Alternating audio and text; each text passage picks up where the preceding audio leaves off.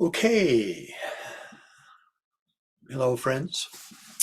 Welcome to the 64th webinar on the Secret Doctrine, dedicated to Michael Robbins, who passed just over a year ago at the time of last year's Aquarian full moon.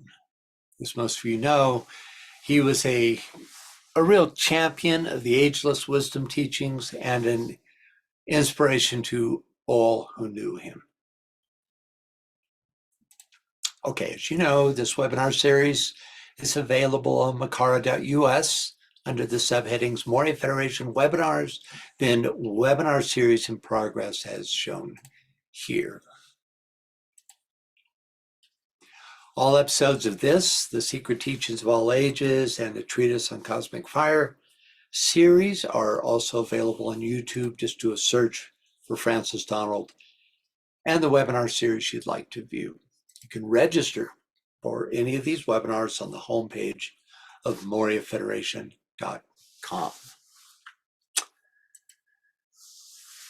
This month in Old Diary Leaves, we learn about the magical procedures used to prepare religious icons for temples in India. Could we get a reader, please? The next day's audience was extremely demonstrative as I went on to treat idols and idol worship from the side of the psychological science. There were many college men present who had no clear conception of the actual process by which a mere block of stone, metal, or wood carved into a certain conventional shape is changed into a sort of psychic dynamo, soaked with human aura and efficacious for the production of psychological and physiological effects upon sensitive worshipers. The process is called in Sanskrit prana pradashita, the focalizing of auric power, prana, and is intensely interesting to the amateur of mesmerism. Without going into details, it will suffice to say that the image goes through a process which extends over 40 days and includes the withdrawing from the image of all innate impurities and the subsequent imbuing or saturating of it with a purified human magnetism, i.e. aura. Then, to fix this supply, as it were, it is customary for the officiating adept or chief Brahmin to prepare or have engraved on a sheet of copper a geometrical symbol called chakram, into which a magic power is imparted by the concentration of the trained will. Okay, next reader. Yvonne, can you read that, please? Sure. This copper plate is placed under the image when fixed in its place, and there left so long as the temple stands. Now, the wiser and purer the adept consecrator, the more real, effective, and permanent the infusion of prana into the image, and the more carefully the chakram is prepared and placed, the more lasting its efficacy as a storage battery of divine power. One sees from all this that the good Bishop Heber was more or less silly in saying, the heathen in his blindness bows down to wood and stone. In point of fact, neither is the heathen blind, nor does he bow down to wood and stone. Quite the contrary. And the average missionary is the real blind one, since he knows nothing at all about the powers, symbols, customs, or ceremonies which he reviles. To the Cuddalore, my last station of this tour, where I lectured on idols in the temple, where I was surrounded by them. And on the 1st of June, I got back to Adyar with a thankful heart for having escaped sunstroke or heat apoplexy. And despite the high temperature having done so, having done so much to restore the old kindly feeling between the South Indian people and ourselves. Thank you, Yvonne. Okay, last month we learned about planetary chains, our moon and its previous chain, the process of transferring the life wave from one chain to another, the eighth sphere, lunar ancestors, and towards the end of the webinar, we were introduced to a threefold system of classifying the human principles called septenary division in different Indian systems. We'll start this session by backing up just a bit to pick up T. Supero's words, quote, "We give below in a tabular form the classification adopted by the Buddhist and Vedantic teachers of the principles of man." Then we have the title. On the left column of the chart, entitled Classification for Esoteric Buddhism, this shows the 7 principles of a human being as recognized by HPB era Theosophists. Notice that this listing, which puts the dense physical at the top, is in reverse order to how DK lists the vehicles. Since the term and concepts in this chart are used throughout the SD, we'll take a closer look. Here, based on the Theosophical glossary's description of these terms on the right, I created a rough parallel to how these principles relate to the subplanes of the cosmic physical plane according to DK. So I've put the relevant segment of this chart on the left at the bottom of this and the following pages to show the subplanes on which the principle being described is found.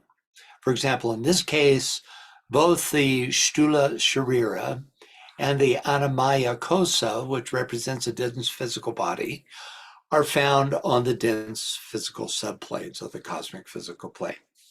Okay, with this first, which is really the 7th principle, esoteric Buddhists and Vedantins agree on what constitutes that principle's parameter. So could we get a reader for this, please? Aaron, can you read that for us, please? Just always just starting with the bold and read the middle part. You don't have to read this part up here. Sthula Sariya, the physical body, usually considered as the lowest substance principle of the sevenfold human constitution. This human form is the result of the harmonious co-working of the physical plane of forces and faculties streaming through their astral vehicle or linga sariya, the pattern or model of the physical body. The Sthula Sariya may be considered concreted effluvium or dregs of the linga sariya. The Annamaya Kosa, food-built sheath, according to the Vedantic classification of the human constitution, the 5th and grossest of the Panchakosa, 5 sheaths, which enclose the Atman, divine monad, corresponding to the Sthula Sharira, the physical body, in the sevenfold Theosophical division. Okay, so don't let these terms throw you. The concepts are not that difficult. In fact, we're all familiar with the concepts, but since these terms are often used, we'll try to get some familiarity with them. Okay, next, prana and the vehicle of prana, which is the etheric body in modern theosophy, and pranamaya kosa in the Vedantic system. Can we get a reader, please? Vivian, can you read that for us, please? Prana. In Theosophy, the breath of life, the third principle in the ascending scale of the sevenfold human constitution. This life or prana works on, in, and around us, pulsating unceasingly during the term of physical existence. Prana is the radiating force or energy of Atma as the universal life and the one self. It's lower, or rather, in its effects, more physical, because manifesting aspect. Pranamaya kosa, the sheath formed of life or breath, the vital astral soul, according to the Vedantic classification of the human constitution, the fourth of the Panchakosa, 5 sheaths, which enclose the Atman or divine monad. It corresponds to prana and linga sarira in the sevenfold human division. Thank you, Vivienne. Next, we consider the equivalent classification in Taraka Raja Yoga. And to do this, we need to drop back to pick up the Sthulapadi, which, as you can see in the chart at the bottom, includes the entire physical plane vehicle, both dense and etheric. Could we get a reader, please? Scott, can you try and read that for us, please? That's right. Our Hindu expert here. This is about half Hindu terms. Thanks. I'm not the Hindu expert, but am I reading up next to the chart at the top, or No, don't read that. Just start with Sthulapadi, and there's a hint. Sthulapadi, the gross base or vehicle in the human constitution, consisting of the physical body, the Sthula Sharira, the astral model body, the Linga Sharira, and the vital activities, prana. According to the Taraka Raja Yoga School, there are 3 upadhis, bases in the human constitution. The Karananopadi, the Shukshmopadi, Sukshmopadi. body, yeah, and the Stulopadi. The Stulopadi corresponds to the combination of the Anamasa kosa and the Pranamaya kosa of the Vedantic classification. Thank you. Brave of you. Next, we have Kamarupa in esoteric Buddhism, which is the emotional body in modern Theosophy, and which you can see down here, the emotional plane, and which curiously has no direct equivalent in the other 2 systems. Could we get a reader, please? This one's a little easier to read, so don't be shy. Fruity, can you read that for us, please? Can you hear me? Can you hear me? Mm-hmm. Yeah. Kamarupa, the desire body, the portion of the human inner constitution in which in here the various mental and psychic energies. After death, it becomes the vehicle of the Kama Loka, of the unusual, unconscious higher principles of the person that was.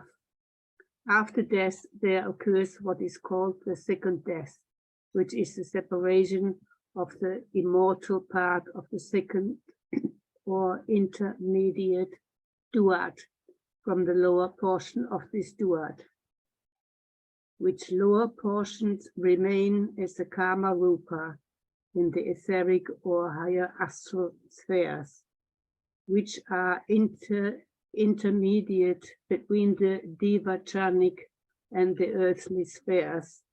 In time, this Kama Rupa gradually fades out in its turn, its life atoms at such dissolution, passing on to their various and unceasing Peregrinations. peregrinations. It means cyclic movement or Okay, thank something you. like that.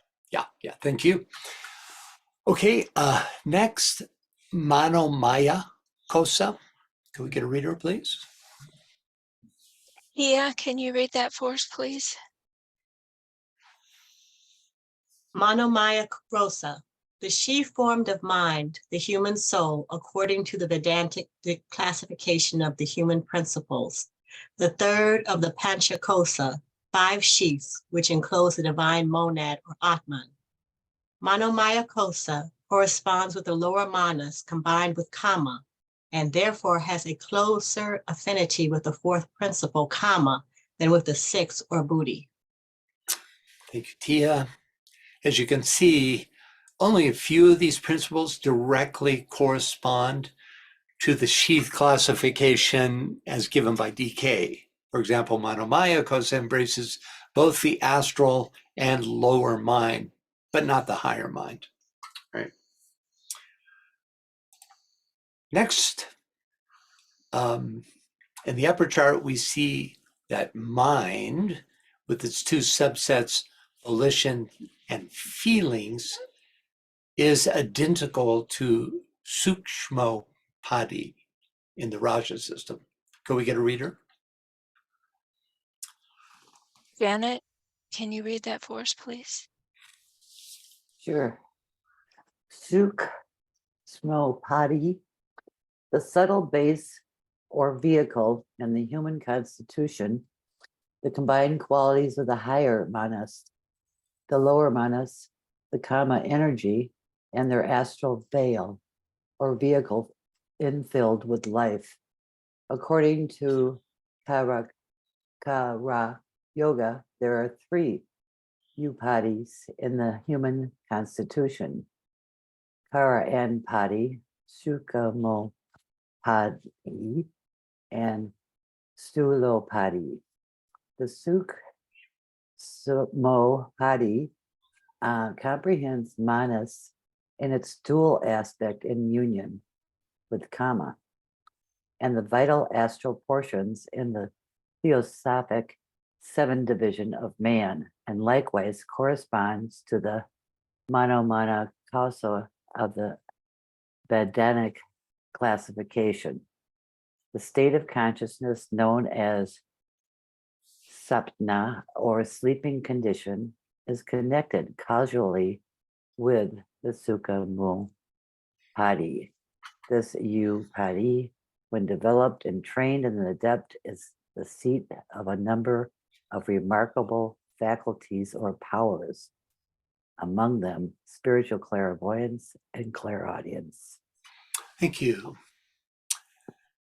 So in the bottom chart, I included the top 2 subplanes of the astral plane just to indicate that Sukshmo Padi does include kamic energy. Next up, Vijnanam, the highest subset of mind in the esoteric Buddhist classification and a distinct sheath in the Vedantic system, where it is called Vijnamaya Kosa. Can we get a reader for this short excerpt? And Veronica, can you read that for us, please? Vijnamaya Kosa, the sheath formed of knowledge or discernment, the Manasaputric soul. According to Vedanic classification of the human principles, the second of the Panakosha, 5 sheaths, which enwrap the divine monad or Atman, this sheath corresponds to the higher manas. Thank you. And Veronica? Okay, the last 2 classifications agree among all 3 systems, but it's more difficult to pinpoint just where these 2 classifications fit in modern theosophical thought. First comes the spiritual soul, which is Anandamaya Kosa in the Vedantic system and Karanopadi in the Taraka Raja yoga system. So can we get a reader, please? Robert, can you read that for us, please? Anandamaya Kosa, bliss-built sheath. In the Vedantic classification, the first of the Panchakosa 5 sheaths of the human constitution, which enclose the divine monad, Atman. It corresponds to the spiritual soul, buddhi. Anandamaya kosa is sometimes mystically referred to as the sheath of the sun. Karanopati, causal instrument or instrumental cause in the long series of re-embodiments to which re-embodying entities are subject. An upadi is made up of certain natural properties or constitutional characteristics, which are supposed to be the disguises, clothing, or masks in and through which the spiritual monad works, bringing about the repetitive manifestations upon the earth chain of certain of its functions and powers, and intimately connected with the peregrinations of the monad through the various spheres of the solar cosmos. In one sense, therefore, Karanapati is almost interchangeable with Maya, or the illusory disguises through which spiritual monadic entities work and manifest themselves.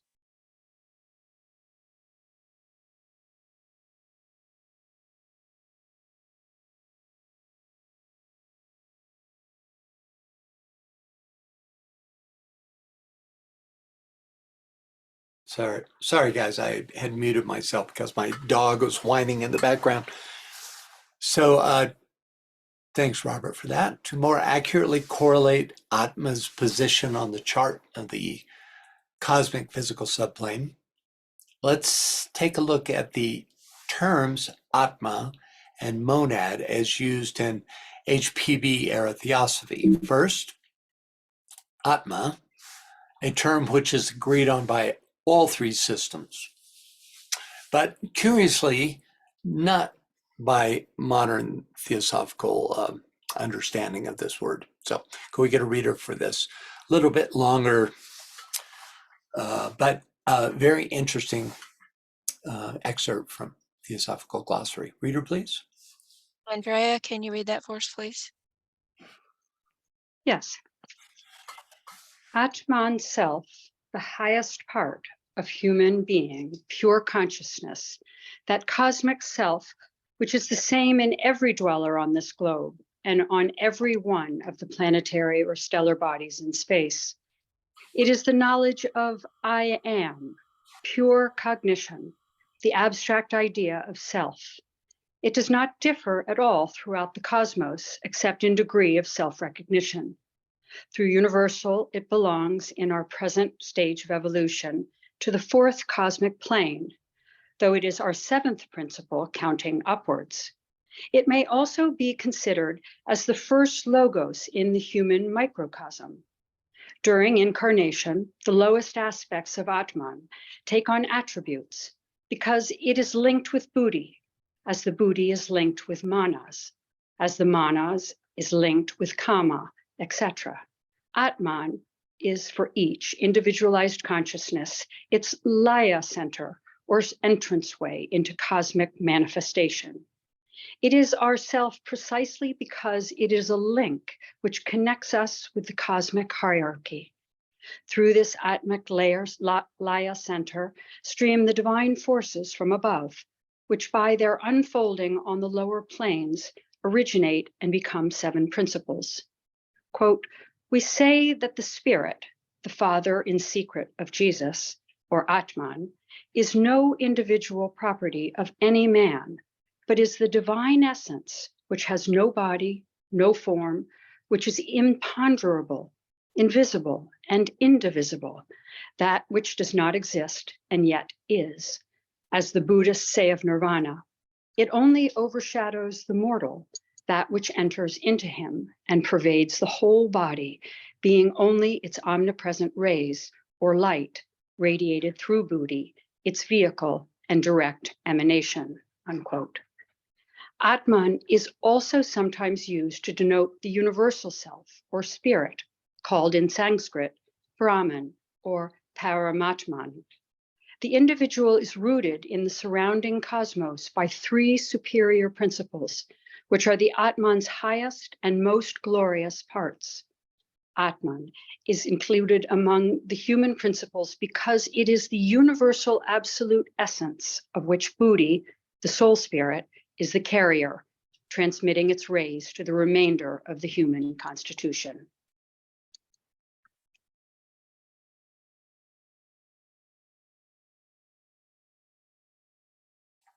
Thank you, Andrea. So, Atma, as defined by HPB era Theosophists, clearly corresponds to the monad of modern Theosophy, in contradistinction to Atma as defined by DK, which is the highest or will aspect of a trinity of aspects called the triad, and is thus the first sheath of the monad. As described in stanza 2, the stanzas of Zahn from A Treatise on Cosmic Fire, they built in many spheres, beginning with the third. Upon this plane, their work commenced. They built the sheath of Atma and strung it to its primary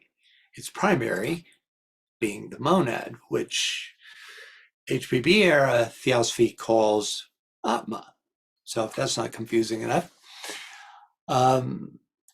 the spiritual soul, or Anandamaya Kosa, is named Buddhi in the text. But since it also is described as the first sheath of Atma, which is the monadic plane in modern Theosophy, it may also include the Atmic plane. It would take a much deeper immersion into these three schools of thought to make a more definite correlation. The term monad is used in a very different way by HPB era Theosophists, denoting simply a unifying principle. Thus, as you can see in this chart, we have a divine monad, a spiritual monad, a monastic monad, a psychic monad, a beast monad, and finally, an astral physical monad. Though the terms divine monad and Atma have been switched, right? The threefold expression is found in both HPB and DK era Theosophy, with the divine monad, divine ego, and divine soul becoming, in DK Theosophy, those familiar terms: will, love, wisdom, and intelligent activity. Okay, so now we get back to the text. That's just our effort to understand this chart a little better. Could we get a reader for the text? Eleanor, can you read that for us, please?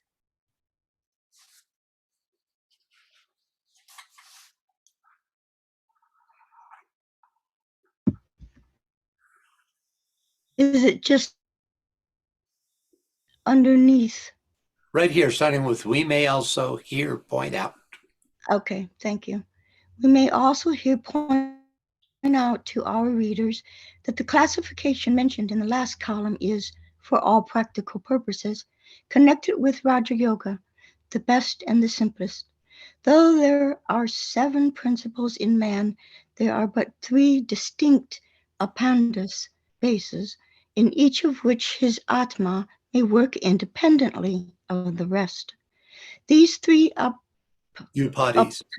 upadis, thank you, can be separated by an adept without killing himself. He cannot separate the 7 principles from each other without destroying his constitution. Thank you. Okay, so first, after stating that the Raja Yoga system is the best and simplest, HPB goes on to say, though there are 7 principles in man, there are but 3 distinct upadis, or bases. The 7 principles are listed at left, and the 3 upadis in the right column. Atma, being pure consciousness, uses these 3 upadis to anchor itself in the substantive world. Upadis and kosas are the same thing, though the Vedantins have a slightly different understanding as to what constitutes them. So let's take a closer look at the term upadi. Can we get a reader, please? Annette, can you read that for us, please?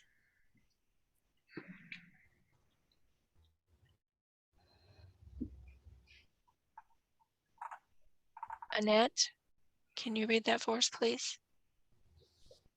Well, I don't see her unmuting, so Anne, can you read that? Yes. Upadi, Sanskrit. An upadi is the vehicle, carrier, or means by which higher or superior energy of whatever plane is enabled to manifest its characteristics and qualities on the lower plane. Out of the substance of which lower plane the upadi is built. Sometimes upadi is interchangeable with vahana, vehicle. Thus manas is spoken of as the upadi or vahana of buddhi. But the more frequent use of upadi is as a foundation or base. For instance, Blavatsky speaks of hydrogen as the upadi of both air and water, and of akasha as the upadi of divine thought. Cosmic ideation focused in a principle of upadi basis results as the consciousness of the individual ego. Its manifestation varies with the degree of upadi, e.g., through that known as manas. It wells up as mind consciousness through the more finely differentiated fabric, sixth state of matter, of the buddhi resting on the experience of manas as its basis, as a stream of spiritual intuition. Thank you. That's okay. Okay, so I hope that helps a little bit. It's easy to get hung up in the words. The fundamental idea here is that this column represents these three fundamental bases or upadis through which Atma can demonstrate three levels of consciousness. Okay, next, in each upadi of which his Atma may work independently of the rest. So the Atma can work independently through the Karanopadi, the upadi of the causal or spiritual mind, the Sukshmopadi, the upadi of the higher and lower manas plus the astral vehicle, and the life essence combined with kama, and the Sthulopadi, the physical body. Work independently of the rest means, for example, that it is not necessary for the manasic upadi to be active for the upadi of spiritual mind to function, and vice versa. Next, these three upadis can be separated by an adept without killing himself. Oddly worded, but simply meaning that an adept can work through whatever upadi is necessary for the needed contact. The upadi of spiritual mind for contact with causal beings, or the upadi of ordinary manas for contact with human beings. Next, he cannot separate the seven principles from each other without destroying his constitution, suggesting that because the seven principles are the constituent elements of the upadis, they cannot be further separated. For example, the dense physical body, prana, and the vehicle of prana form an inseparable upadi. Anytime you have any thoughts or questions about any of this, just raise your hand. Okay, next up, could we get a reader, please?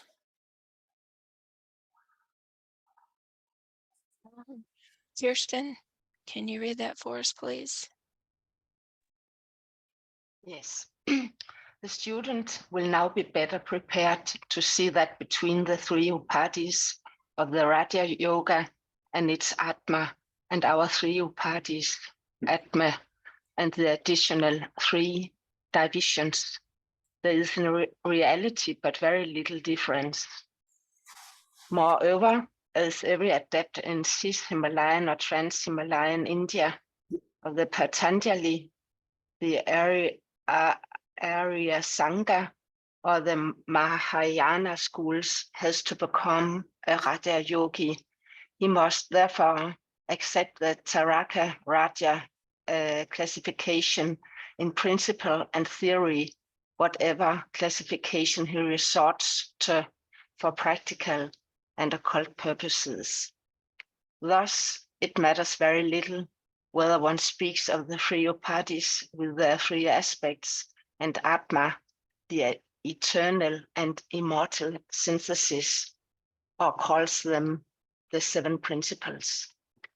Thank you. Okay, first, the student will now be better prepared to see that between the three upadhis of the Raja Yoga and its Atma and our three upadhis, Atma and the additional three divisions, there is in reality but very little difference. Key here is HPB's statement, in reality there is very little difference. Obviously, the same actual reality pervades all these systems, with the apparent variations having more to do with perspective and emphasis than any real philosophical differences. We've all become familiar with the three major principles of modern theosophy: personality, soul, and monad, expressing on 6 planes and through 6 vehicles. Here's a rough correlation between the three systems we've been studying and the principles as given by DK. From the top down, Atma correlates to the monad.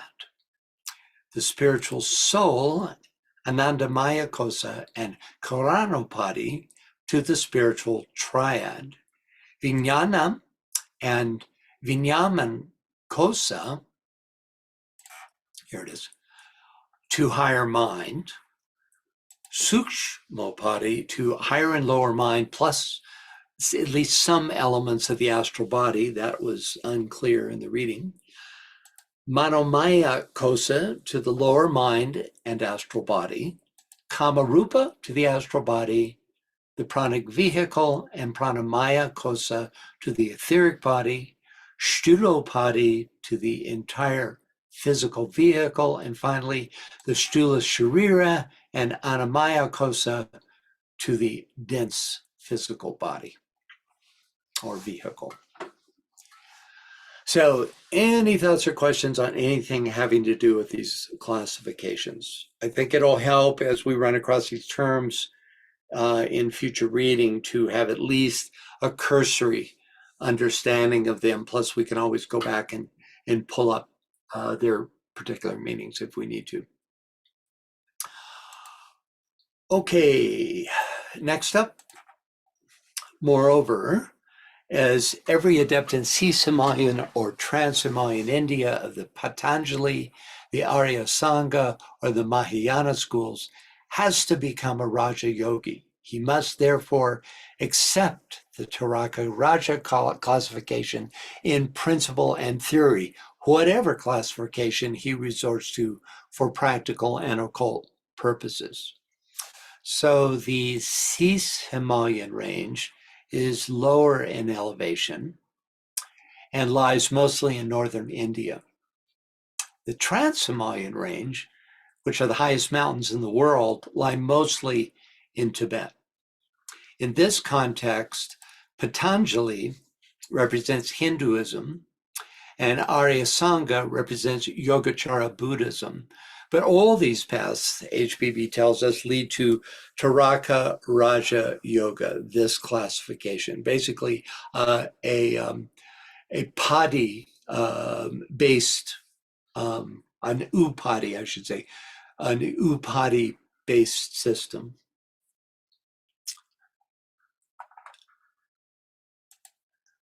Finally, HPB reiterates that the outer structure is of little importance. I see a hand. Yes, Tom, go ahead. Can you hear me? Yes. A little bit bewildered by what Blavatsky says, because in the Bailey teachings, this new way to deal with this triplicity. But if you put the picture back, if I read it right, it says that the adept can work independently in all these in these three parts or triads, and then Stulapati covers cross-physical and etheric. And I have understood that we lose the cross-physical and use only pranic vehicle when we grow up. So I'm confused about saying that you have to adopt Taraka Raja yoga system, as Bailey says that in her and the Tibetan's Raja yoga teachings, this kind of I can't find it in her teaching, this kind of systematic. Okay, well, as an upadhi, if you look here, you can still see the gray here. The pranamaya and anamaya kosas, or the pranic vehicle and the dense physical, are inextricably interwoven. You cannot actually, you can shift your focus into the pranic vehicle, but you can't separate them. They stand together as an upadhi, right? They only separate at death, right? When the pranic vehicle separates itself from the dense physical, right? Or said it another way. And that's why it's considered a unified upadhi compared to the two other systems, which see them more in terms of their philosophical constituent parts, right? So that's why I said, an adept can express himself through one of these three upadhis. You could express himself in DK speech, through, if he's truly an adept, through the spiritual triad, or through the mental vehicle, mental/emotional vehicle, or through the dense physical, but that it can't further separate the constituent parts of these upadhis without destroying himself. That's interesting, because I have thought it so that if you are let's say you are a master and you want to work in this our world, you would use the etheric body only, not the cross-dense body. Did I Well, get it? there's a little bit of a difference between the Mayava Rupa and the etheric body of an incarnated human being, right? Because you could call that Mayava Rupa, which just means a form made of Maya, a Mayavic form, right? That's not strictly a pranic, or I should say an etheric vehicle. There's a difference there. Has to do with how it is brought into being. It appears to those on the dense physical plane as a physical body, but those with inner sight would see, in fact, that it is a product of the will of the master, rather than a product of the necessity to incarnate. Okay. Now I see the difference in ideas. Yeah. Okay. Yeah. Well, I think still DK system is better. Okay. Yeah. Well, whenever I can, I try to explain the secret doctrine concepts in terms of the DK system, because it really sheds further light on, this earlier system of theosophy. And at the same time, there are ideas that are brought forth in the secret doctrine that aren't directly presented in the DK teachings, which is one of the reasons we're doing this at all. Okay, another question. Thank you, Tom. Yes, I don't have a name, but iPhone, please go ahead. iPhone. You're well known, iPhone. Are you there? Can you speak? We show you up there with your hand up, Can but you hear me? Can you hear me? Yes. yes. First of all, who are you? Sorry, this is Samuel. I have a new phone, that's why. Oh, okay. Samuel Collins. Yeah, Yeah. Samuel, hi. And your Hi. question or thought? No, it's a thought, not a question. Yeah, I think it's concerning the separation of the principles, where it says that an adept may be able to separate these other parts, but he cannot separate the 7 principles. And I think elsewhere in the secret doctrine, it says that that shows that this is not possible, because if you attempt to separate Atma from Buddhi, there will be no existence, and Buddhi would not exist, and so these two cannot be separated. And the other parts that can be separated by an adept, it shows that those are dependent parts, so they have to be even when you operating through them as a vehicle, they are still supported by Atma, because Atma cannot be separated. It is existing in everything anyway. So Yeah, good point. And separated is then that's the word she uses too, but it's not actually really accurate. The idea is more to be able to independently express through a vehicle, right?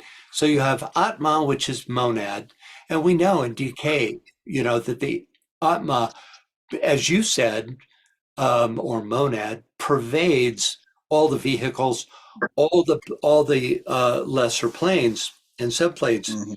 But it's only in conscious awareness that we become aware of that fact, right? So the adept, so the adept who would be at the level of this monadic awareness, or in HPB era theosophy, atmic awareness, would be able to, and this is really one of the reasons they're called adepts. They're adept at being able to express themselves through any one of these 3 she's in accordance with what it is that they're attempting to do, right? It's interesting, in the book Light of the Soul, a DK book, which was originally the Aphorisms of Patanjali, there's a whole section in there that talks about how difficult, how it's an acquired skill to be able to translate that which is received through the intuition into lower mind awareness. So putting it in these terms, it would be the learned facility by the adept to translate the experiences had in the Karanopati, which is the triadal reality, and to translate that into the Sukshmapati, which is the mind and emotional realm of the human being, so that it could be given, so that language could be applied to it, so that it could be, thought forms could be built based on that intuitional experience. So, there's a whole section that talks about how to bridge these 2 upadis, right? Even though they're not specifically called that in Light of the Soul, So it's interesting. Yet the adept can work in any one of these 3 upadis. Anyone else? Yvonne had her hand up, but then she put it down. Did you have a question, Yvonne? I was thinking about the Myvarupa, but also, the map that you put up about Tibet, this is just, I just wanted to see what section, what thing we are and where his ashram was. Oh, yeah.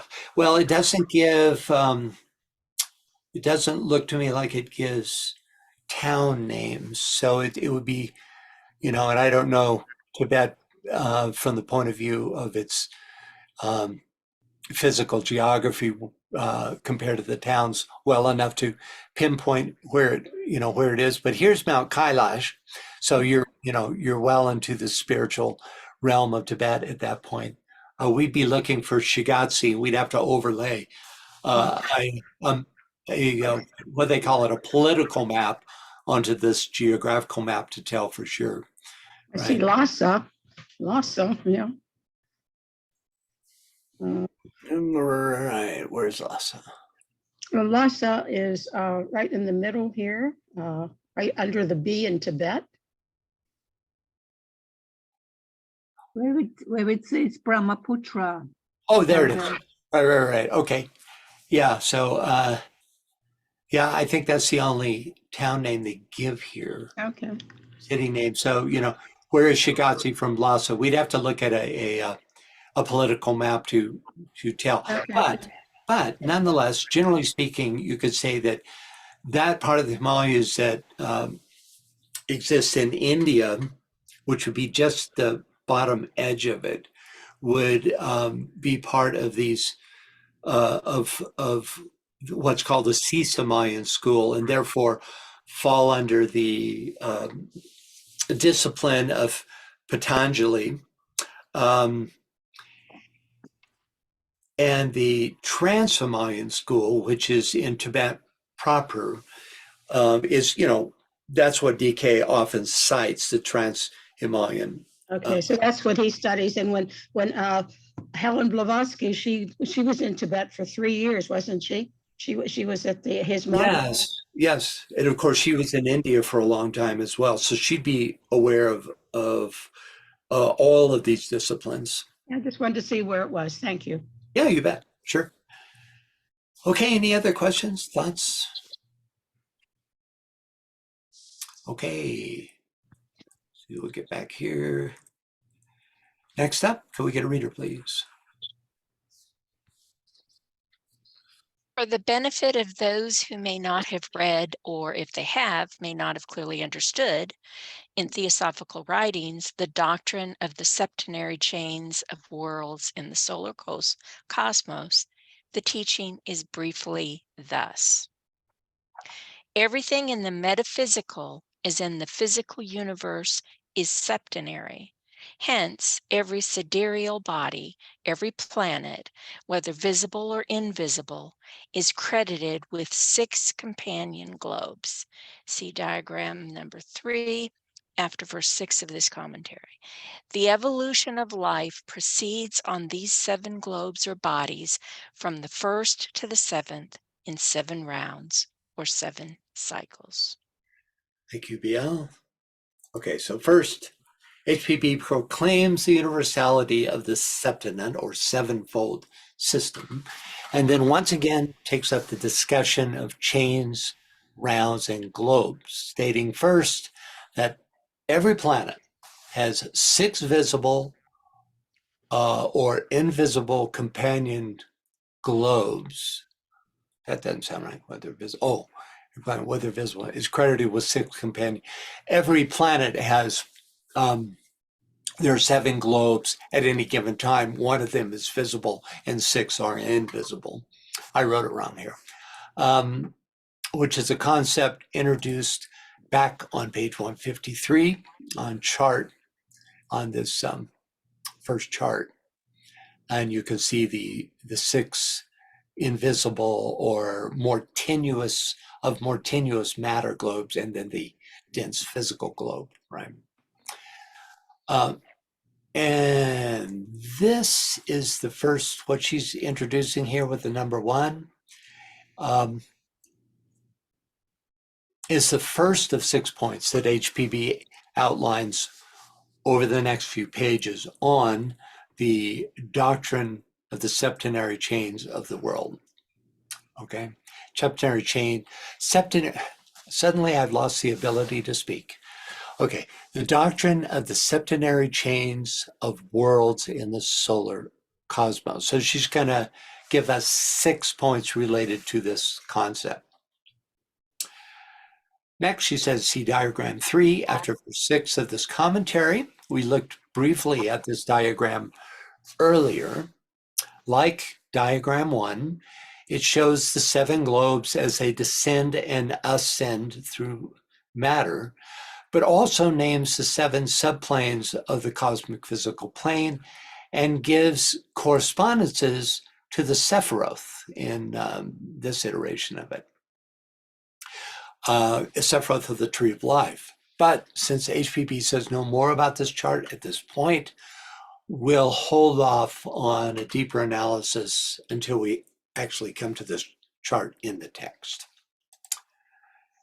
And finally, the evolution of life proceeds on these 7 globes or bodies from the first to the 7th in 7 rounds or 7 cycles. So as here illustrated, the life wave moves 7 times through the same 7 globes.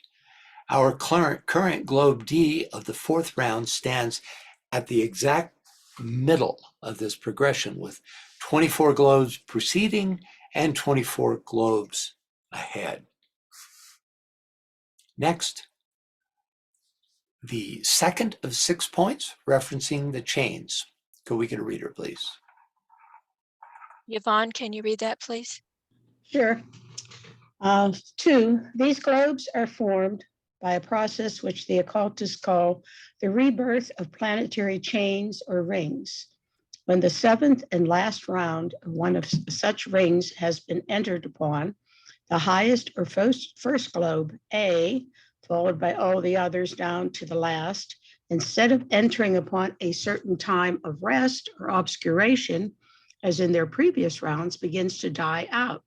The planetary dissolution for Laya is at hand, and its hour has struck. Each globe has to transfer its life and energy to another planet. See diagram number 2, the moon and the earth. Thank you. Okay. First, these globes are formed by a process which the occultists call the rebirth of planetary chains or rings. So for a clear overview, let's take a look at this quote from Annie Besant in her book, The Ancient Wisdom. The quote immediately follows the illustration shown at left. Could we get a reader, please? Vivian, can you read that for us, please? These 7 globes form a planetary ring or chain, and if for a moment we regard the planetary chain as a whole, as, so to say, an entity, a planetary life or individual, that chain, which passes through the 7 globes as a whole, forms its planetary body, and this planetary body disintegrates and is reformed 7 times during the planetary life. The planetary chain has 7 incarnations, and the results obtained in one are handed on to the next. Every such chain of worlds is the progeny and creation of another lower and dead chain, its reincarnation, so to say. These 7 incarnations, technically called Manvantaras, make up the planetary evolution, the realm of the planetary logos. Thank you. Of special note in this quote is the fact that she describes the planetary chain as a whole as an entity. That it's not just the globes that are entified, such as the planetary logos, Sanat Kumara, who's overshadowing this globe at this time, globe D, right? But also the entire chain is overshadowed by an even greater entity, a chain lord, right? So she's bringing that forth here. Okay, and to get an even deeper sense of the quote, rebirth of planetary chains, we'll turn to De Perucker's Fundamentals of Esoteric Philosophy. Can we get a reader, please? Scott, can you read that for us, please?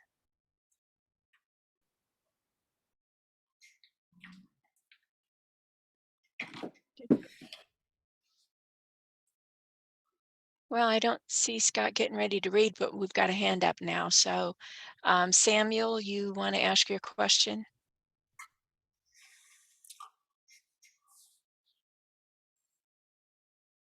Okay.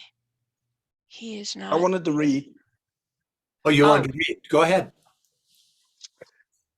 The cosmic dust resulting from the dissolution of a former world rests in Laya Center, while the highest principles of the world or planetary chain are in the Paranirvana and remain there until the divine thirst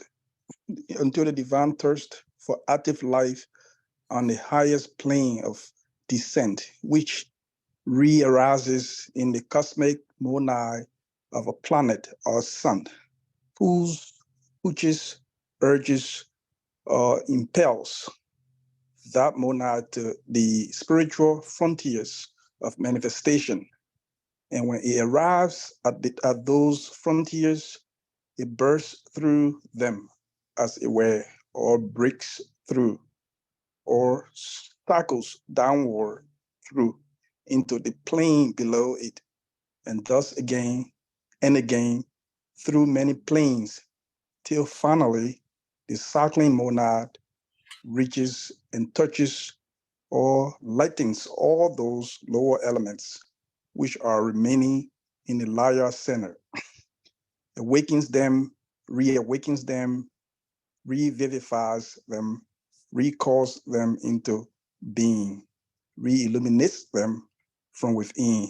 And this produces the luminosity, nebulosity seen in so many parts of interstellar space. Okay, thank you, Samuel. So, De Perucker is particularly good at bringing you into an experience of the process, right? He takes it out of the intellectual, out of the purely philosophical, and attempts to bring into a place where you can actually feel this experience, right? It takes you with it, so to speak, right? So that's one of his great strengths. Okay. I want to explain this chart too, in case you're just totally bewildered by it at first. It looks bewildering.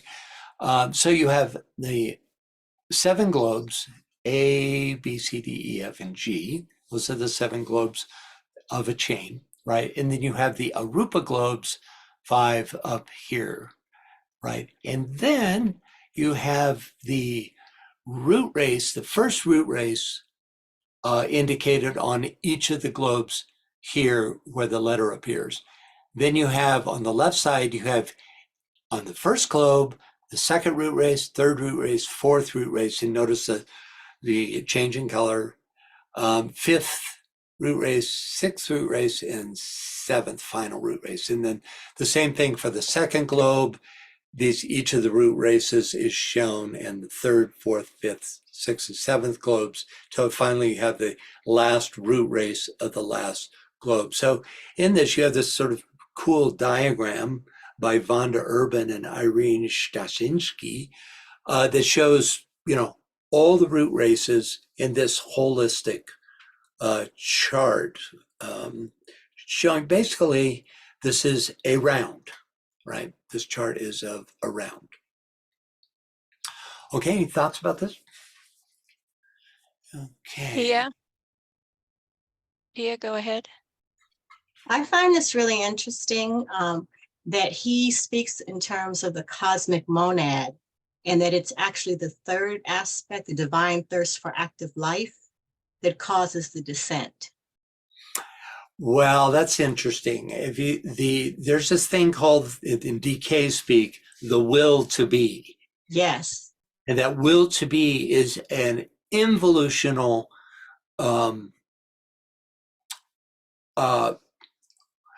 see, from our point of view, we could even call it desire, but that's it's not in any way an astral desire.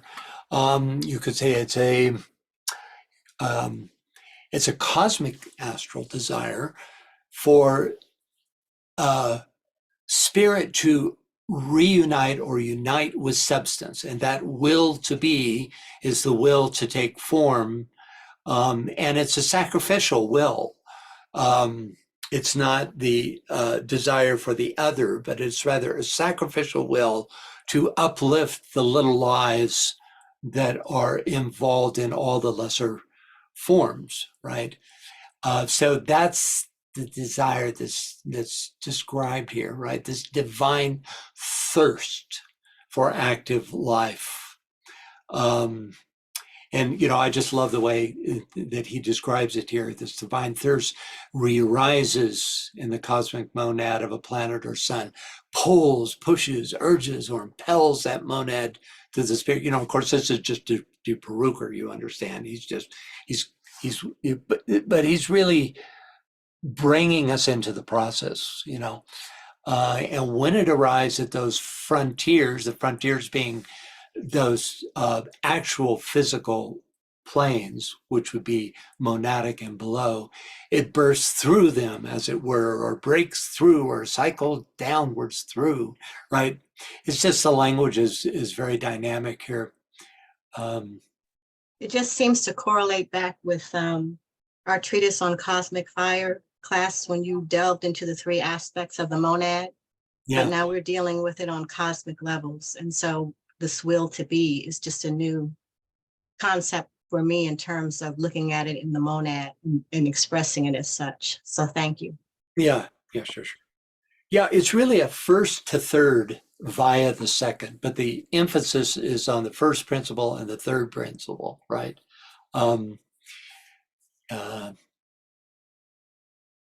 This awakening, revivifying, illuminating them. Okay. So next up, when the seventh and last round of one of such rings, meaning rounds, has been entered upon, the highest or globe A, followed by all the others down to the last, instead of entering upon a certain time of rest or obscuration, as in the previous rounds, begins to die out. Again, we'll turn to Peruker for more detail. We can read her. Okay, Scott, want to try this? Sure. Thanks. Let us take the seven globes, these seven globes, as shown in the diagram, which represent the chain of our Earth. When the globe round on A is completed, or rather nearly completed, the 10 classes of life entities prepare to leave it. The class which is most advanced projects its energy into space, into another point of the solar system, into what is called a Laya center, which is a Sanskrit word meaning a center of homogeneous substance. And this process goes on for all the 10 classes of that globe, A. Each one of these 10 families or stocks leaving the globe one by one, until when the time has come for the last animalcule of the last stock to leave the globe, that globe then suddenly disappears and is in abscondito, invisible. And why? The reason is this: all matter, as our scientists today are beginning to realize, is but another form of cosmic force, for force and matter are one. All matter is built up of atoms. These atoms in turn are built up of electrons and protons, and these in their turn are but tiny substantial entities built up of energetic matter or force. Force and matter being fundamentally one, as spirit and substance are fundamentally one. Hence, when the life atoms leave the globe, it vanishes, because those life atoms are its ultimate principles. Particles. Particles, thank you. The globe is not annihilated, but it passes into the state which is called abscondito, or invisibility. Thanks, Scott. So, key here is this idea of, what does he say, 10 classes of life entities, which make up, basically the hierarchy of consciousness on that globe. We think of it in terms of the kingdoms of nature, right? And, he doesn't make an effort to describe what these 10 classes are, but, taken as a whole, you can see how it would work that the most advanced class projects its energy into space. We looked at this last time, right? Where you have this Laya center that is in this intermediate space, right? It's also a pralaic space.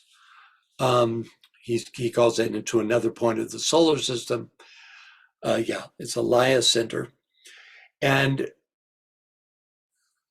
then that first class is followed by the remaining 9 classes until all are in this Laya center before they reanimate the next globe, right? Or in this case, we're looking at in this case, the next round, right? So he just redescribes the particulars of how this transition of the life wave is made. Okay? Yeah, Tom. I see Tom's hand there. Sorry. This is interesting, this Purucker picture. Reminds me about what we talked about Laya Center. So do I read it right when I see the picture? So it would mean that the Laya Center, where everything is homogeneous substance, that concerns only the lower levels. So on the higher levels, there's a process going on all the time. So Laya Center doesn't mean a standstill on the process of consciousness development. It just seems so from looking below. Yeah, I think so. I think there's a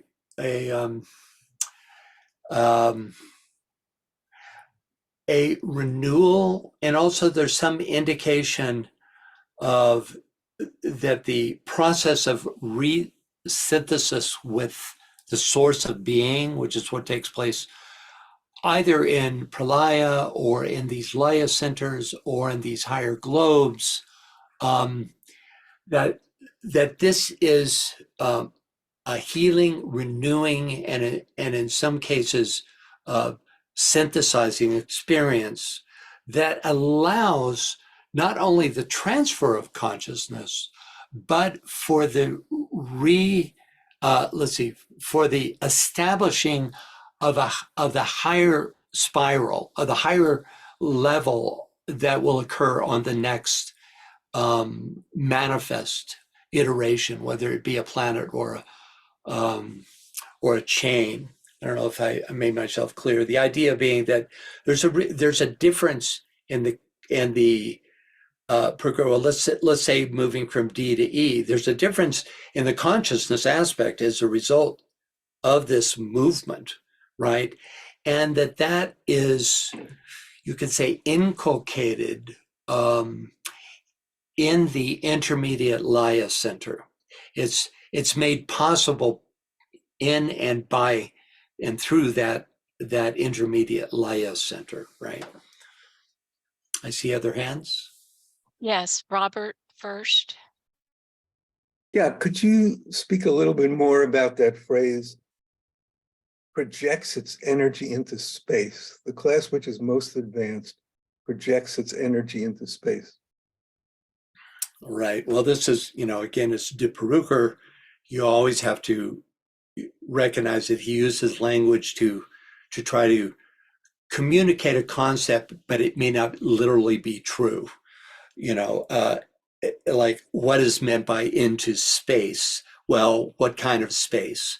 It may not go anywhere in terms of 3D space, but it's definitely a transfer into a more synthetic realm. That's the way I see these Laya centers, as Well, it's very interesting. It's suggestive, the 10 classes of life entities. In other words, somehow these entities project their energy into space. It sounds like a spaceship or something. Yeah, it sounds like that, but we're not talking about a shift of orientation on the same plane. We're talking about moving from one plane to a higher plane, one subplane to a higher plane, into a more synthetic plane. I don't think it's a, like that there's a locale somewhere, for instance, in the solar system that is, that these 10 groups somehow project themselves to, in terms of a physical locale in actual 3D space.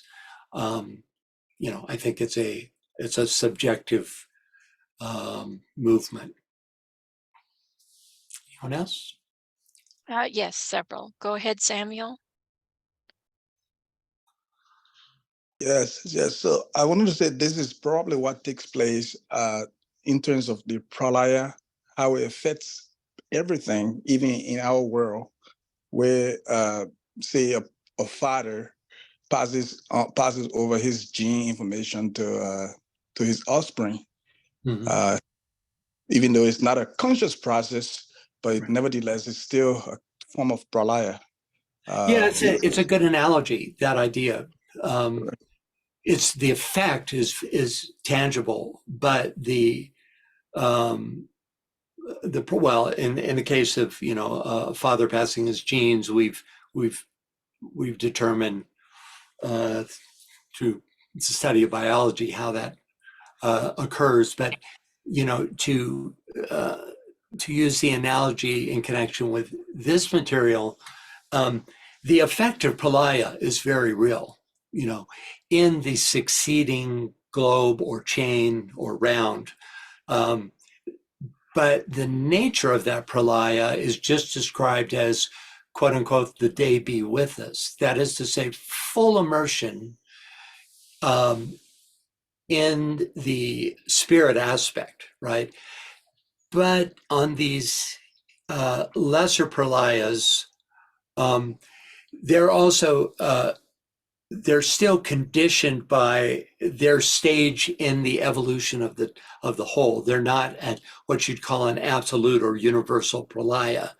You could say things are frozen in situ to then reemerge, but having garnered the effect of that time spent in pralaya. And that is a very definite and real effect because it allows for the next stage to unfold, right? There's a lot more unsaid about this than there is said about it, of what goes on in those pralaic states.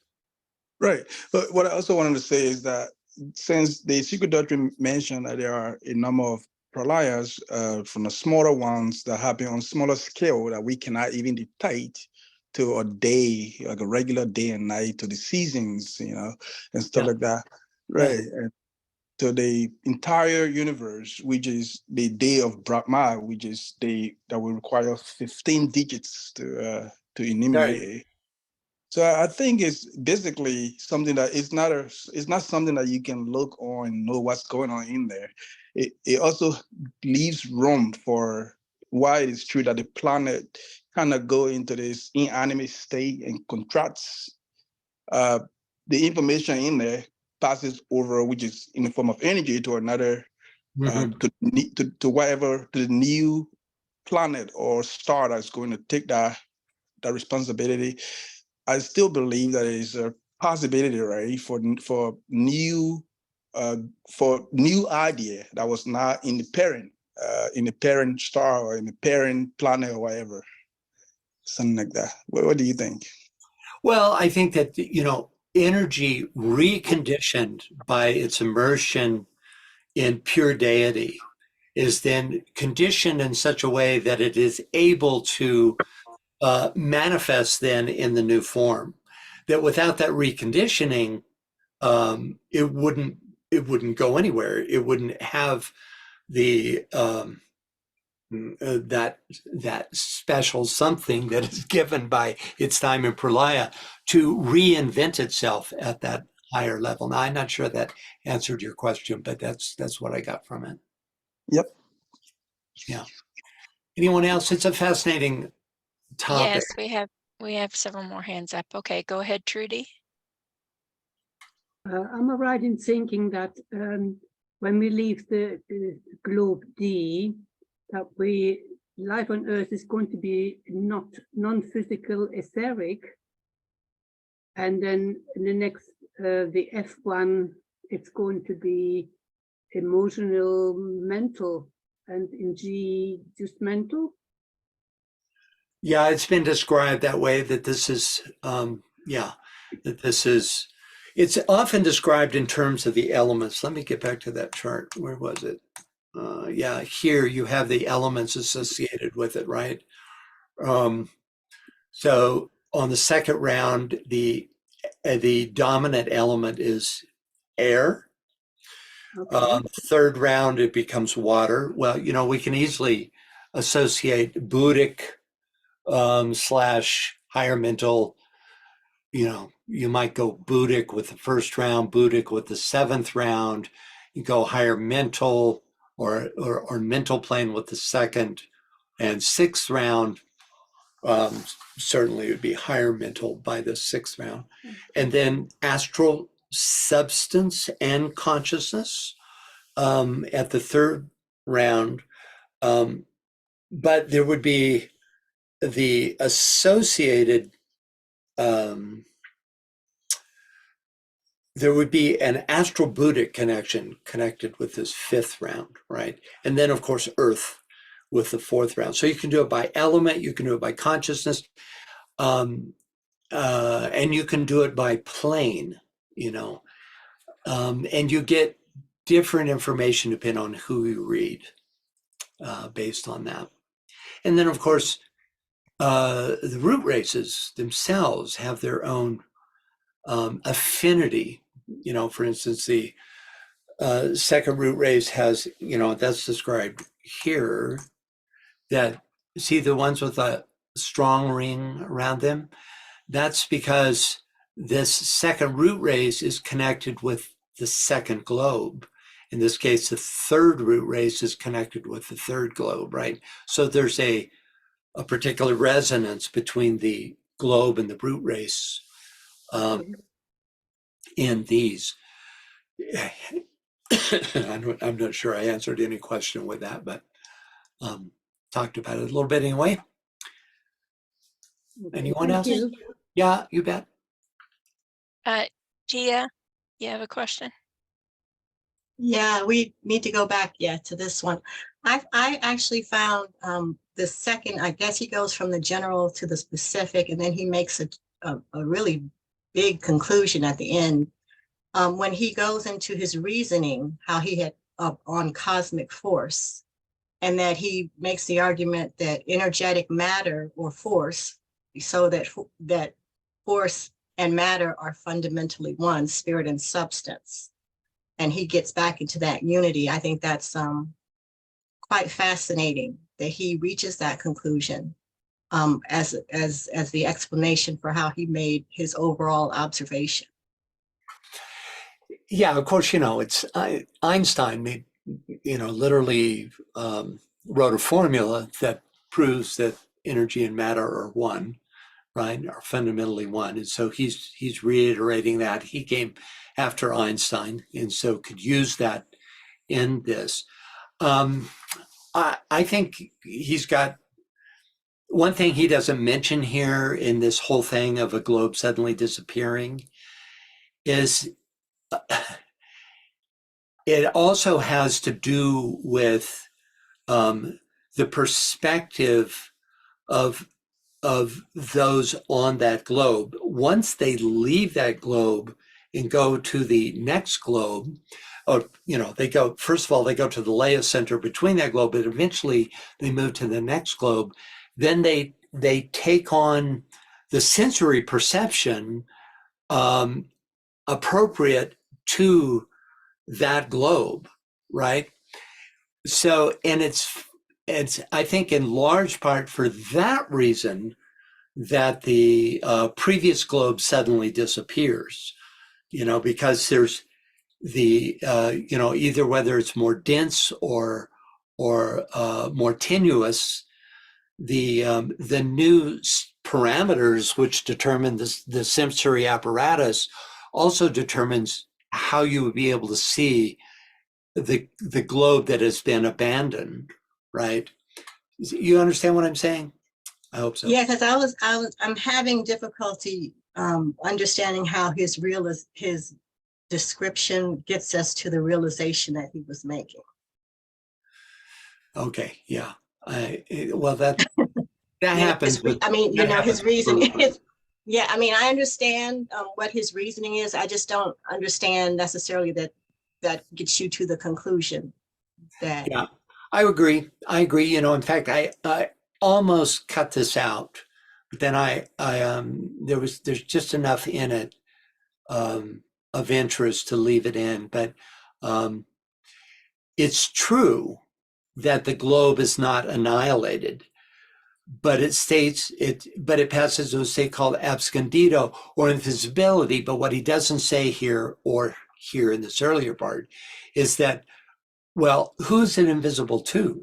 And it's invisible to those 10 classes of entities who have passed from it because they have been reconditioned for the new globe, new experience. And then for them, it would pass into invisibility. I suppose it's a fine point, but I think his argument is less convincing because he doesn't include that element. Thank you, Dia. Anyone else? Yes, Robert has his hand up. Yeah, I want to say this: the sections from Dupuraker are, they're interesting and they're kind of fascinating speculations, but they really show the difference between the writings of somebody like DK, who's a knower. He uses symbolic language, but underneath that symbolic language is a reality that if one were able to penetrate it, that would be, illuminating. But so many of the secondary writers on this kind of material, they take the writing, the symbolic writing, as literal, and then they kind of expand and go off in their own way. And there's a difference between someone who's a knower and somebody who's not a knower. And so I think sure is, yeah. And that's what I see in a lot of this, especially Dupuraker. I feel like he's a smart guy, a good writer, very, very articulate, but I don't think he knows what he's talking about. I think that he's, basically expanding on language as opposed to things which are realities for him.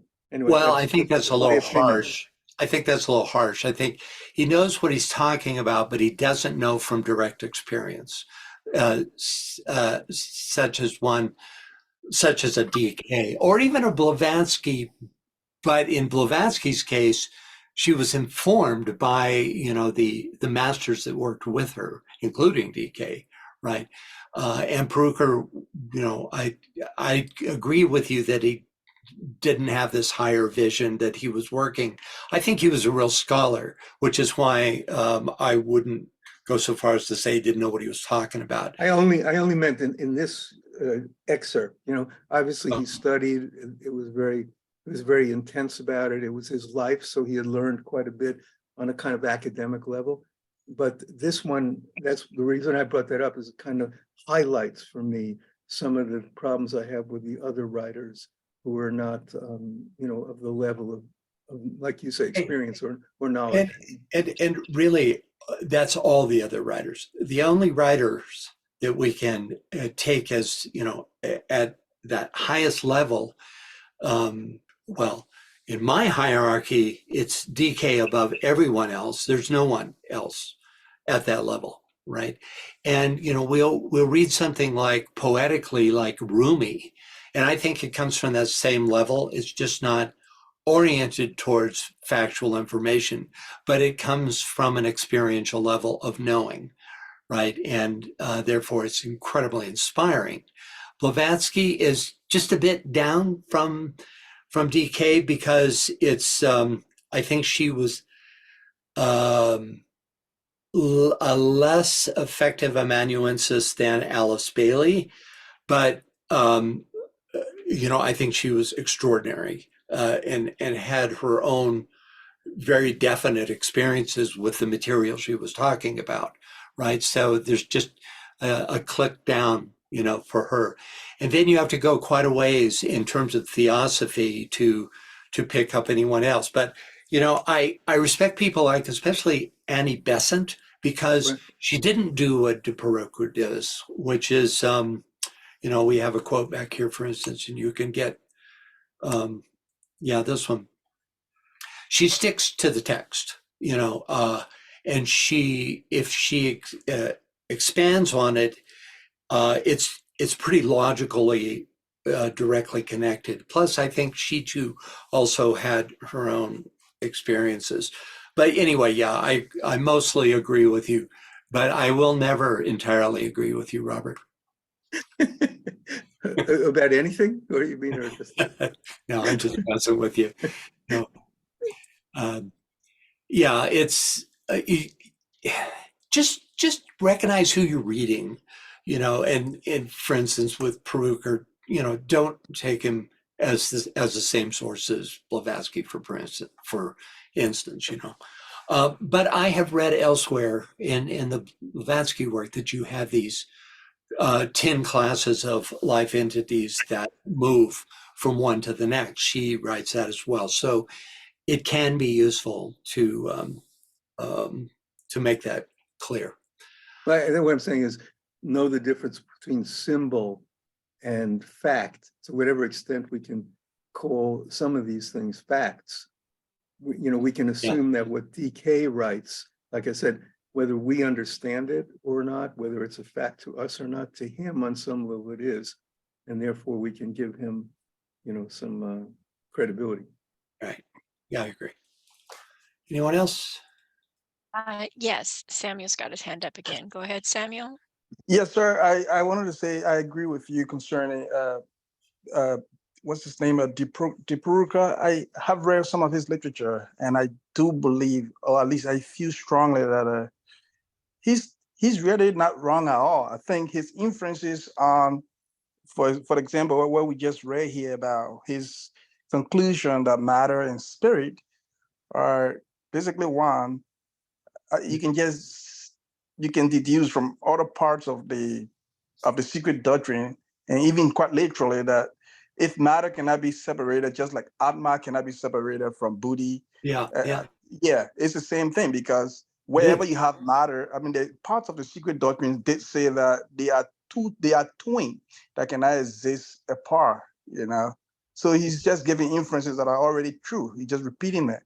In the case where he talked about that there was no one, that the planet dissolved, or he didn't mention that, it became invisible, but he didn't mention to whom. It's also another inference, right? Parts of the secret doctrine, they talk about that there were sages who did watch. And so when the bigger pralaya, which is the date of Brahma, which nobody can watch, because where will you be? But those in Nirvana, they have the opportunity to watch it from there. So these are inferences that are still true. Yeah, those with the higher vision or higher clairvoyance, as it's called, can see these transmutations of substance. They can see it pass from one plane to the other, right? But you have to have that level of vision. Otherwise, you have your senses tuned to whatever level you have incarnated into. Thank you. Anyone else? Tia? Yeah. I don't think that the issue was saying that it was not useful what Paruka is offering. It's just being very careful about language. Sometimes it seems when I read this, especially when he is going into his explanation of matter and force, and using them interchangeably, and also using that as an explanation of a well already drawn conclusion was a little bit questionable. That's what I was saying, that, it's Right. just looking at it, just trying to logically follow, it seems to have a breakdown at some stage. That's all. For me. Yeah. Good. Thanks, Tia. Anyone else? Well, you see, if nothing else, Pruker knows how to get people to respond, doesn't he? Yeah, we've had a lot of interest in this. Anyone else before we go on? We have a comment from Mary. She says, "Thank you for these reflections, Francis. It resonates." Yeah, good. And Robert's got his hand up. Go ahead, Robert. Yeah, not to beat a dead horse here, but I think that Too what late. Tia just said about language is a key point. My sense that the Tibetan would not talk about 10 entities, projecting their energy into space, into another point of the solar system. I think he writes in a different way that It'd be more exact language. It wouldn't. yes, and again, Yeah. it might be less precise or it might be more precise. I can't, but it wouldn't be a whole, that we could look into and say, well, what's that? What's that about? Anyway. Okay, thanks, Robert. Okay, finally, because we were exploring this one short passage,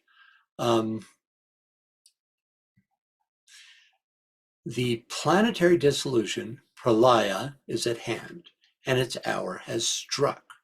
Each globe has to transfer its life and energy to another planet. See diagram 2, Moon and Earth. So here's diagram 2, which shows the transference from right to left. Note that A becomes A plus, B becomes B plus, etc. The plus planets are drawn with more tenuous, notice in terms of the lines, right? They're drawn in such a way that suggests they become, either more tenuous, but see, that wouldn't be true between the lunar and the Earth chain because the Earth chain is more material than the third chain, also called the Saturnian chain, or they become more conscious than their predecessors, right? But anyway, there's a tenuity described here. Anyway, it's pretty straightforward.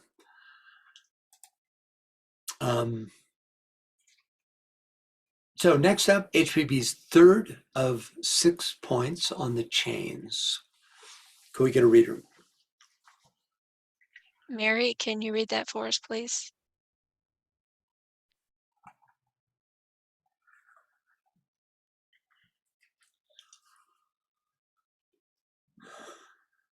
There we go.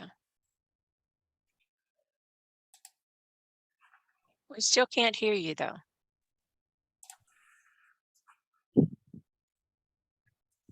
Hello. Hi, Mary. Hey. Can you hear me? Yes. Could Yes. you read, please? Yes. Could you read, please? Thank you. Yes. Our Earth as the visible representative of its invisible superior fellow globes, its lords or principles, see diagram number 1, has to live as have the others through 7 rounds. During the first 3, it forms and consolidates. During the fourth, it settles and hardens. During the last three, it gradually returns to its first ethereal form. It is spiritualized, so to say. Thank you.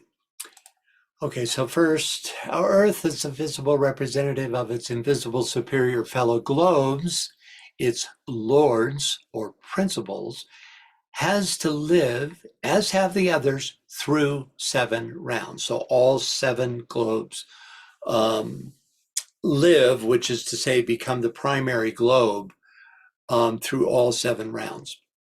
So our Earth's quote unquote invisible superior fellow globes are globes A through C and E through F, D being the globe we're on. And they are superior because composed of more ethereal substance. Here's diagram 1, which she quotes with the right column depicting the same invisible superior fellow globes. Next, during the first 3, it forms and consolidates. During the 4th, it settles and hardens. During the last 3, it gradually returns to its ethereal form.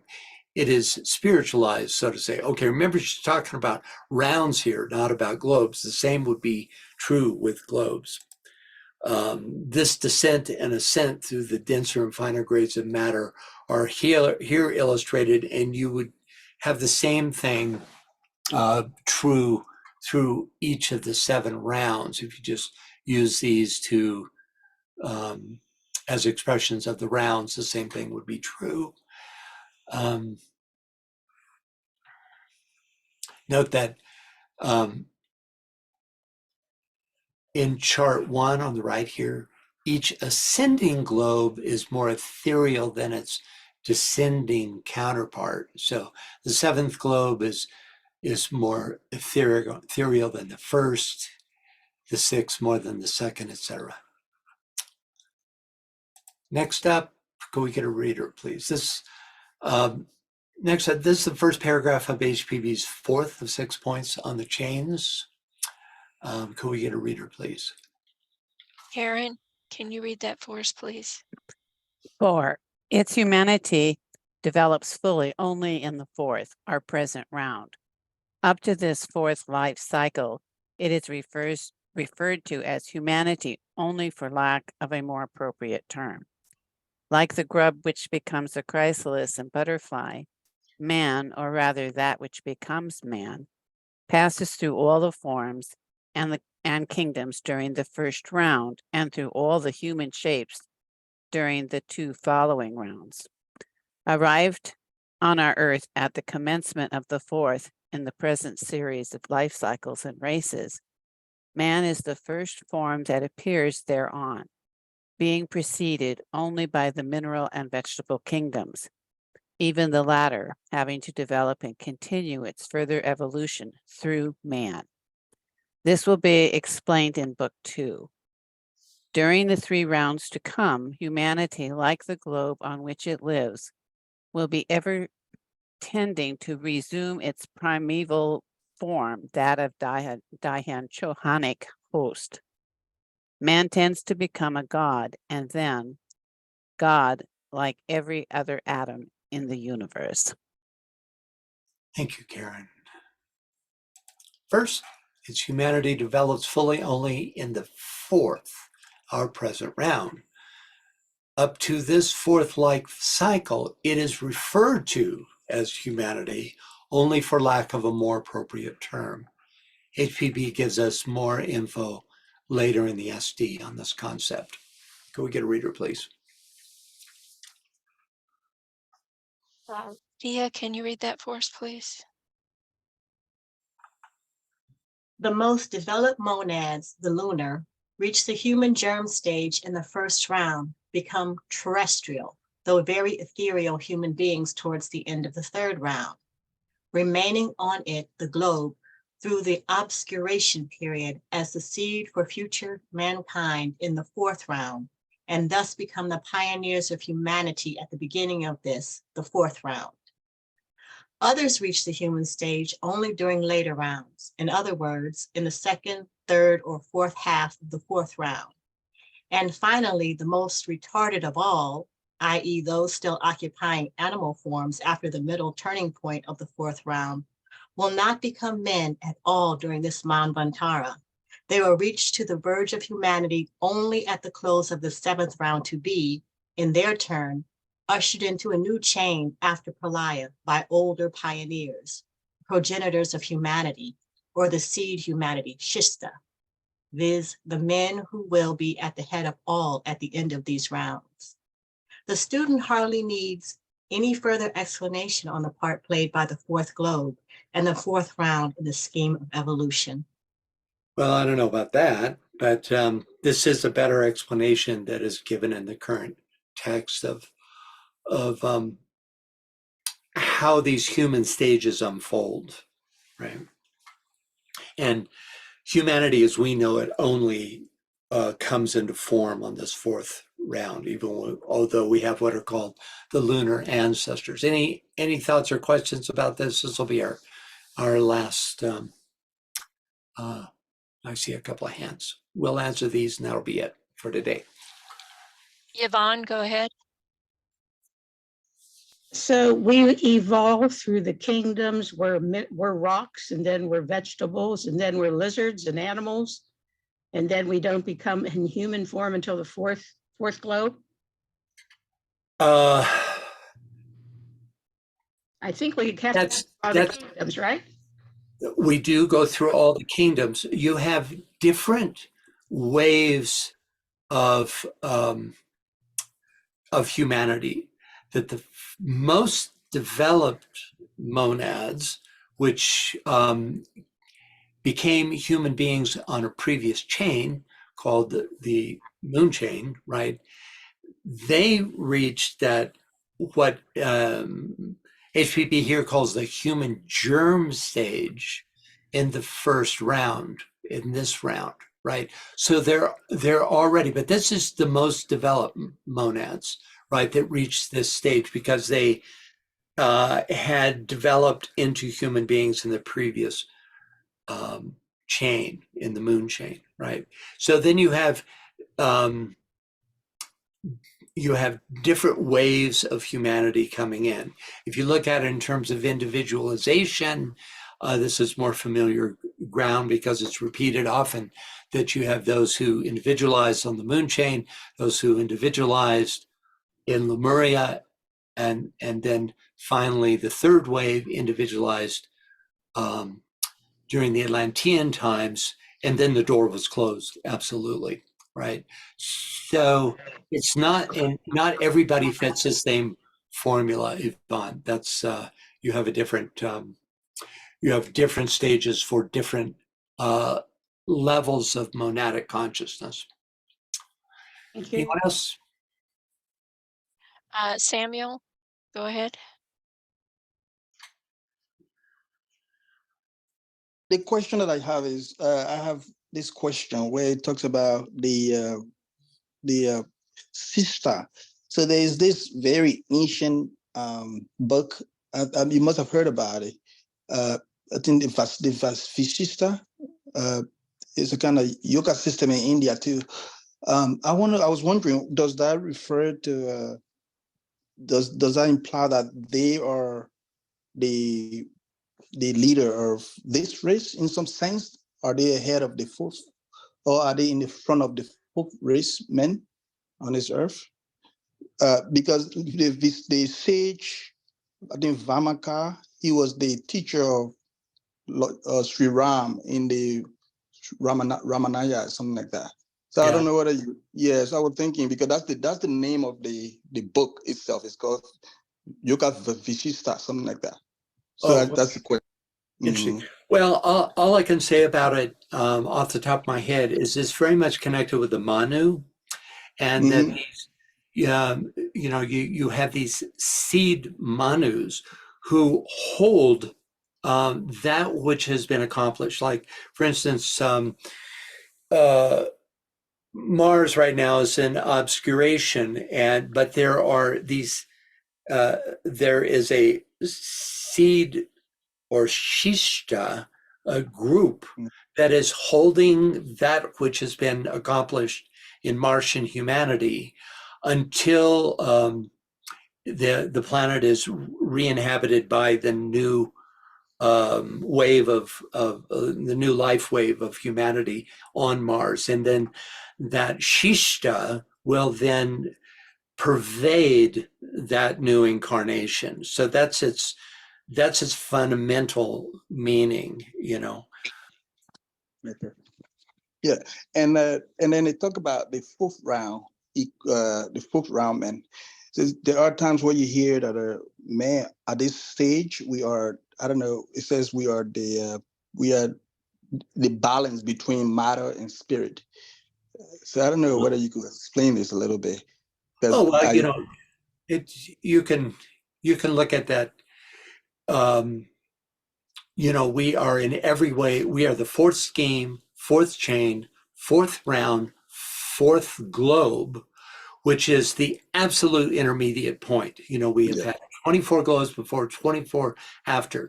You can see this as a progression into matter and from matter into spirit, right? So from spirit, not consciousness, but ethereality, therefore, quote unquote, spirit, into density, and then from density back into ethereality, but with the added function of consciousness as a result. You know, so in the seventh round, you are once again fully ethereal, but you also are fully conscious at that level. So in that sense, the globe D represents the balance, or the fourth round, I should say, represents the balance between spirit and matter, you know, spirit being in this direction, matter being in this direction, in that sense. And then you can take it even further into the fourth race, which was the Atlantean. And so we are one race beyond the absolute center point of the scheme's evolution. And therefore, importantly, we are on the upward arc. And that's one of the reasons that the hierarchy has once again come into touch with humanity, and that the path of evolution has come to the fore, you know, since Atlantean times. Right. Thank you. And that's what I think. We humans, we have the ability to dream when we go to bed, when we go to sleep, and we have intuition. And some of us can actually make progress and achieve enlightenment. You think those are properties of the fourth round, right? I think so. In a treatise on cosmic fire, right now we're exploring this section on the potency of the number 4 and why it acts as a bridging, transmutative, to be more exact, energy that allows us to move from the form to the spirit aspect. And that potency is especially prevalent right now because of the lineup, even to the point that the solar logos is a fourth order solar system. And so the 4s line up all the way into cosmos. And this brings us energy of transformation, the potential for transformation in right now, especially. Thank you. Yeah, anyone else? Yes, Robert's got his hand up. Go ahead, Robert. Yeah, I just wanted to say, in terms of what Samuel was just saying, the Yoga Vasishta is one of the great Indian scriptures.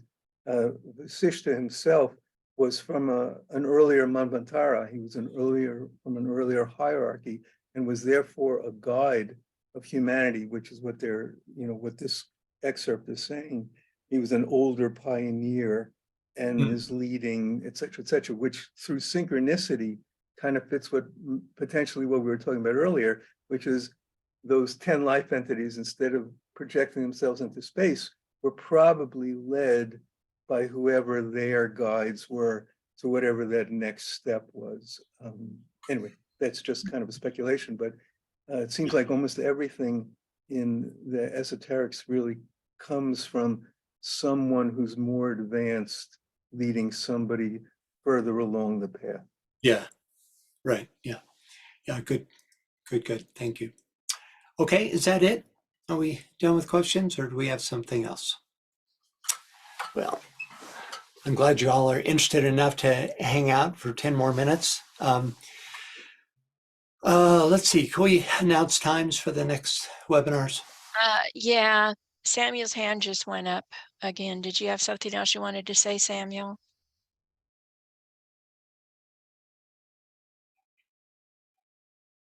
No, I don't hear anything. Okay.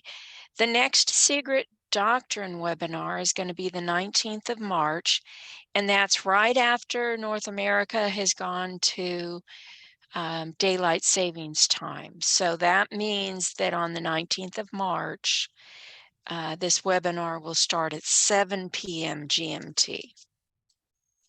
Okay, good. Okay. Because And of daylight savings time in the US, it will be the same relative time, you know, in the US. in the US. But, you know, depending on where you are, that may not be true. So just, you know, stay aware that daylight savings will have an effect on the times. Go ahead. Yeah, I think it changes a week or two later for the European crowd. Okay, and then on the next Secret Teaching of All Ages is actually on the 5th of March, Okay. which the 5th of March should be still at 8 p.m. I think that's 2 weeks, isn't it? I think it's 2 weeks. Right. And then you've got another Treatise of Cosmic Fire tomorrow, don't you? Not tomorrow, Friday. It's on Oh, Friday, okay. so it's this coming Friday. Yeah, Which is soon. right. But if you want to get together tomorrow, BL, we could do one especially for you, you know. So this Friday is the next webinar. It's TCF. And it's really fascinating right now, this stuff, and it relates to what we've been talking about today. So this Friday, and then the following Sunday, not next Sunday, but the following, for Secret Teachings. Okay, thank you all for. Samuel's got his hand up. Samuel, did you want to say something? Yeah, sorry, the first time I forgot. Anyway, it was the part in this that didn't it talk about human ship and it never talk anything about is that we go from all the different plants and animals and then we get through human ships. So it seems to be it's very tricky. It doesn't tell you human color or nothing, just a human ship. So I thought it was funny. Okay, and next time we'll be talking about the path up through the kingdoms as well. Then she gets into that. She kind of revisits this material from that perspective. Okay, you all, thanks very much, and we'll see you next week. Yeah, thanks everybody, and goodbye. Thank you.